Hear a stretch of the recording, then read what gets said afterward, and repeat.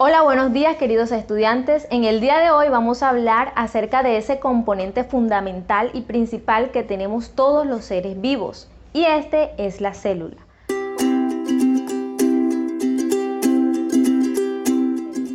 Pues bien, hace muchísimos años atrás, un fabricante de anteojos llamado Zacharias Janssen inventó el primer microscopio compuesto.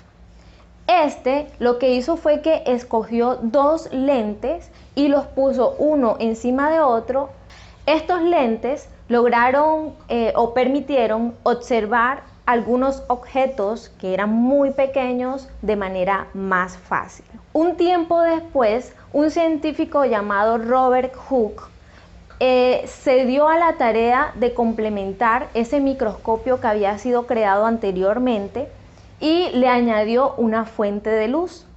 Eso permitió mejorar esa imagen que se tenía de aquellos objetos observados. Robert Hooke, luego de haber complementado ese microscopio, lo que hizo fue que se puso a observar un trozo de corcho y lo que observó fueron unas especies de celdas que estaban unidas entre sí, a lo que le denominó finalmente célula. En 1837, un científico llamado Matthias Schleiden escogió unas partes de la planta y decidió observarlo en el microscopio. Él llegó a la conclusión de que esas partes estaban conformadas por células. En la misma época, un científico llamado Theodor Schwann también se dio a la tarea de observar diferentes partes de animales y, al igual que el científico anterior, también concluyó que esas partes estaban compuestas por células. Y finalmente, el cirujano Rudolf Birch verificó que todas las células que ya existían provenían de una célula preexistente, lo que quiere decir que una célula proviene de otra que ya existe. Basándose en todos estos descubrimientos anteriores, fue que se crearon todas esas teorías o postulados, que son los siguientes. Primero, la célula es la unidad estructural de todo ser vivo. ¿Qué quiere decir esto? Que la célula es aquella que tiene la capacidad de darle forma a todos los seres vivos. Segundo, la célula es la unidad funcional de todos los seres vivos. Recordemos que todos los seres vivos necesitamos cumplir unas funciones para poder sobrevivir aquí en la Tierra. Resulta que la célula es la encargada o la parte fundamental de nuestro cuerpo que nos ayuda a cumplir cada una de esas funciones. Y tercero, la célula es la unidad de origen. ¿Qué indica esto? Que toda célula que nace viene de una célula que ya existe anteriormente.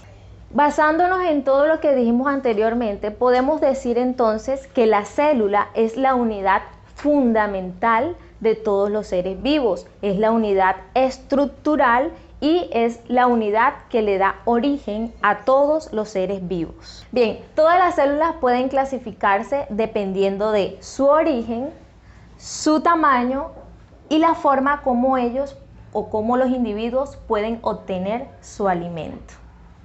Con respecto a su tamaño, podemos decir que todos los organismos que están conformados por seres unicelulares van a presentar un tamaño mínimo o más pequeño que aquellos que presentan células pluri o multicelulares.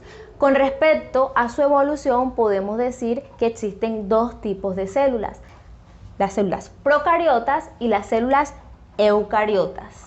Las células procariotas son las primeras células que existieron en nuestro planeta. Son las células más sencillas y son esas que conforman todas las bacterias y arqueobacterias. Las células eucariotas aparecieron tiempo después de las procariotas, pero estas fueron evolucionando de tal manera que se generaron unos organelos denominados organelos celulares. Estas células, de manera general, están compuestas por tres partes: un núcleo, un citoplasma y una membrana plasmática. Bien, el núcleo es una estructura de forma redonda que contiene ese material genético que puede ser transmitido desde allí al resto de las células. Este está envuelto por una envoltura, valga la redundancia, denominada envoltura nuclear. La membrana celular es aquella que limita la célula. Esta permite el ingreso o el paso de sustancias desde la parte externa hasta la parte interna y así de manera viceversa, desde la parte interna hasta la parte externa. Bien, y por otro lado tenemos el citoplasma. El citoplasma es la parte comprendida entre el núcleo y la membrana celular. En esta es donde se encuentran ubicados todos esos organelos que más adelante les voy a explicar. Los organelos celulares son aquellos que organizan todos esos procesos que deben realizar todos los seres vivos. A continuación les voy a explicar cada uno de esos organelos. Empezamos con la mitocondria. La mitocondria es la encargada de generar energía en la célula para que ésta pueda llevar a cabo el resto de funciones que todo ser vivo debe cumplir. El retículo endoplasmático es el encargado de transportar todas esas sustancias como lípidos y proteínas. Existen dos tipos de retículo endoplasmático liso y retículo endoplasmático rugoso. Recordemos que el retículo endoplasmático rugoso recibe el nombre porque está compuesto por ribosomas, mientras que el liso no tiene ribosomas en su estructura. Bien, los ribosomas son aquellos que nos ayudan a producir todas esas proteínas que se encuentran en nuestro cuerpo. Y los centriolos son aquellos que se encargan de la división celular. Bien, el aparato de Golgi es aquel que modifica moléculas y une azúcares. Bien, por otro lado tenemos los lisosomas.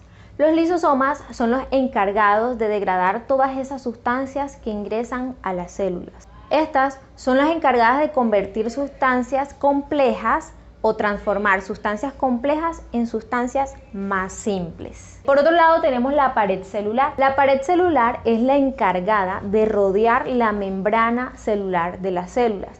Recordemos que esta pared celular solo la tienen las células vegetales. Estas hacen parte solo de las células vegetales, de las bacterias, arqueobacterias y algunos hongos. Otro de los organelos presentes en la célula vegetal son los cloroplastos. Los cloroplastos son los que contienen en su interior una sustancia denominada clorofila, que es aquella que le permite obtener ese color verde en las plantas. Recordemos que por medio de los cloroplastos es que se puede dar el proceso de fotosíntesis. Y tenemos las vacuolas, que son las encargadas de almacenar algunas sustancias que ingresan a la célula, pero al mismo tiempo lo que hacen es digerir todo ese alimento que ingresa a nuestras células. Y por último, vamos a conocer cómo se denominan esas células dependiendo de la forma como adquieren su alimento. Pues bien, existen dos formas de definir o de nombrar a esas células, y entre ellas tenemos a las células autótrofas y las células heterótrofas. Recordemos que las células autótrofas son aquellas que son capaces de fabricar su propio alimento, mientras que las células heterótrofas son aquellas que no pueden fabricar su propio alimento, sino que lo obtienen del medio donde se encuentren. Bien chicos, esto ha sido todo por hoy, espero les haya gustado, les deseo un excelente día y muchas bendiciones. Muchas gracias.